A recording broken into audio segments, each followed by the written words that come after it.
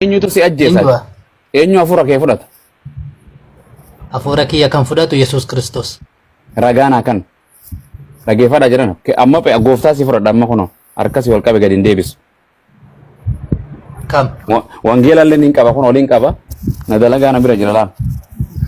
Okay. Isa ragaa kam? Yesuusiitu hafuura fudhata kan jedhu amma naa kanni mana kana hunda fuunee pheenxee gona waldaa gartee hafuura lubbuu haarawa abduu seenis hin lallabalaa wangeela sanuu.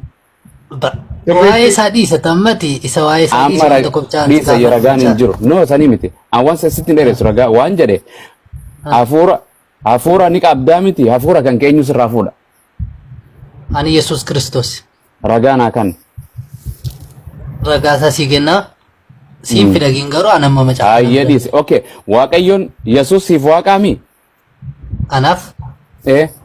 Ana manee fudhadheera jadi kawan nonton si fayyisa Yesus fayyaa nan dhukkubu mana yaalan dalagaa nan dhukkubu boon fayyaan qaba maala sa gurbaan waan siin jedhe Yesus siif waaqama waaqaa miti anaaf waaqa Yesus si du'e moo siif hin duune anaaf du'eera eenyu si ajjeese waaqayyoo kan kee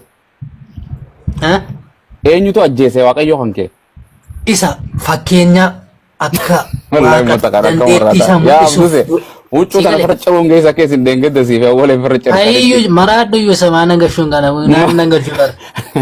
Sikali. Gak macu. Agak peta. Yesus dan deti samul isuf. Oh ibu ba. Sikali mantap sih makan Abdul saya kata, gak pernah Abdul saya rati saya ni. Oh gak pernah tidak memakai wagaja atau bagai. Maatiin kun maalitti dhaalchisaa jechuun charchii kuma geessee jennaan mateessee sirbitamoo wangala sitti kennee akkuma namaatti dubbisiiti.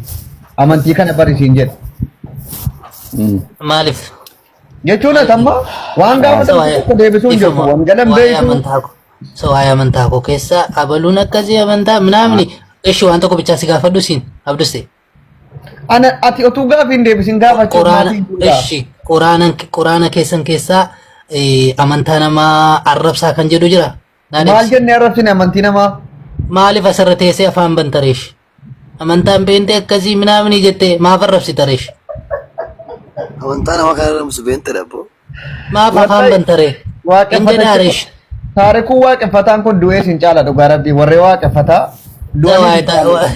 Taariku akli qaba dhaggeeffatu wallahi nama waaqeffataan kun akli qaba dhaggeeffatu hin qaba taariku nagaan si akkam jirti taarikuun ofiisaa ijoollee na beeki wangeela gaafa quraana sin gaafa loojikuma sammuu eegi dhaggeeffatu gammachuu abduse takkaa bichaa ishii waa'ee taariku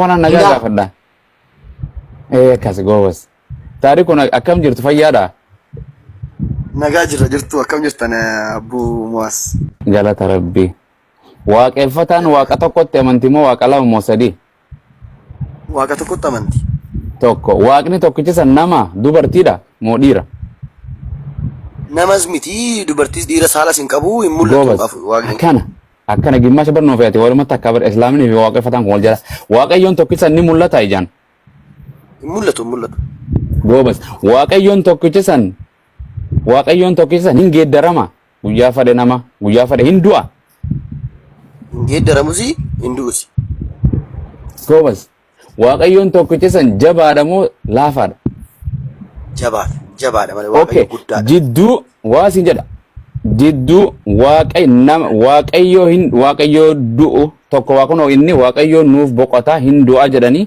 Islaamni waaqayyoon hin du'u hin argamu hin mul'atu namaa miti dhiiraa miti dubartii miti bineensaa miti jedha kan fudhatta kana lamaan irraa sammuun tante waaqayyoon hin mul'atu saalan qabu waaqan arge jechuun waaqa xiqqeessudha jenna nuti waaqan arge jechuun waaqa xiqqeessudha akkas uumamaan waaqayyumaa xiqqeessu jechuun kun bar jarratu ergamaa rabbii fudhatanii islaamaan jechuudha bar ergamaa rabbii qofatti tamanuu jarri bar qarafarra waa xiqqorraa turtee dhuftee jidduma kanatti waan ni taate malee waaqayyo tokkicha garaa garbaa sagartee akkana achi tokko oli malee nuti maal jenna seeti ayye waaqa uumamaa jenna waaqa uumaa jechuun waaqa uuma kana mara uume jechuudha waaqa uumamaa tokkicha maqaa dhibbaa leemmoo garaa taliilaa jenna akkas qulqulluu jechuudha maqaa dhibbaa jechuun tokkicha maqaa dhibbaa jechuun namni addunyaa kana jiru maqaa gara garaatiin yaama tokkicha garuu.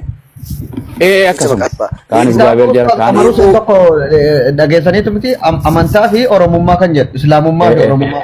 waan dur wallahi achirraa hedduu daawwanne so akkana jenna jarri kun akka muraasa jiran isaan barbar miira malee hamtuu hin jiru.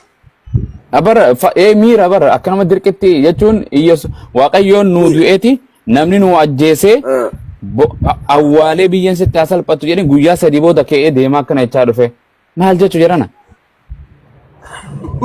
akkam jechuu mee taarikoo waan jedhu nama akka jedhan dhaggeeffatu mee na jala jirtiin akka jettu Yihuudaa nama akka keetiitiitu ajjeesee naan jette Yesuus nama akka keetiitiitu ajjeesee waaqayyoo keenya ajjeesee jette ani waaqa ajjeesuu hin danda'a. Hayyee ganaa gaaffii isinitti ta'a Bumu'aas maaliif itti namantani kaa ganaa umrii keessan guutuutoo gaafattanii haftu deebiitu argate maaliif itti namantani wanna ta'e. Eege ma dhaggeeffadha eege nin gaafadha taarikuu dhaggeeffadha awwicho.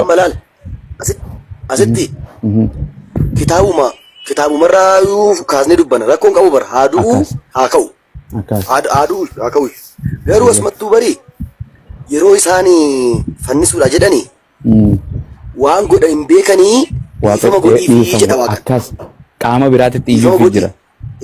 Isinii godhan jenneen dhiifama isinii godhan jenneen dhiifama godhiif jaa abbaa. Dhiifama godhiif jedhe abbaa jedhe. Laal jira name.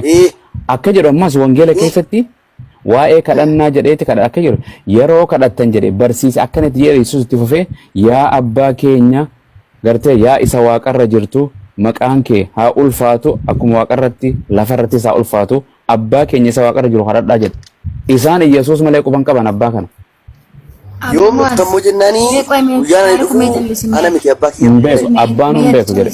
Ati callisimee taarikootti waa takkayyuu hin beektu mee callis. Hin beeku wallaahi hin beeku abbo. Waa takkatti hin beeku dhugaa waaqayyooti. Waa takka hin beektu taarikoo.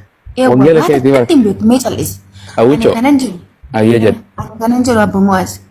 Maaliifidha isin hadiisa keessaati akkuma waa'ee Kiristoos kana dippeendi gootanii keessa gadi fageessitanii kan isin barsiistanii maaliif uummata kana hadiisa kana saaqxanii maaliif barsiisuu danda'u? Maal barsiisa? Bar islaamni waan nuti hawwitiyya islaamni yoo barachuu baatellee waa takka hin beekne waaqan wallaala waaqni meeqa tokko nama miti dhumatte isin laal nama afur qulqullu sadii jettan. Tokkodhaan waa ta'u rakkoon hin jiru ilaa inshaallah torbaatama yoo haa ta'u. Tokko gaafadhu ustaaz yoonaa eeyyamtana Bumu'aaz hawwii. Maal isaa abdusee ani carraa gaafachuu hin qabu abdusee. Maal ati gaafatti waggaa tokko gaafattee islaamoyteetta barfixxeetta gaafii kee erga islaamummaa anaaf Bumu'aaz waliin haa gaafannu mee ishii kana naa gaafadhaa isaanumti si haa gaafatan ustaaza Bumu'aaz kana naa gaafadhaa. Maariyaam gaafa deessu nama deesse moo waaqa deesse jedha kana qofitti naaf deebistu. Ani kana siifan deebisaa Abdusee ani kana siifan deebisaatee jechuudha. Tuufata sifaatiin seenin akka wangeelli jedhutti Maariyaam waaqa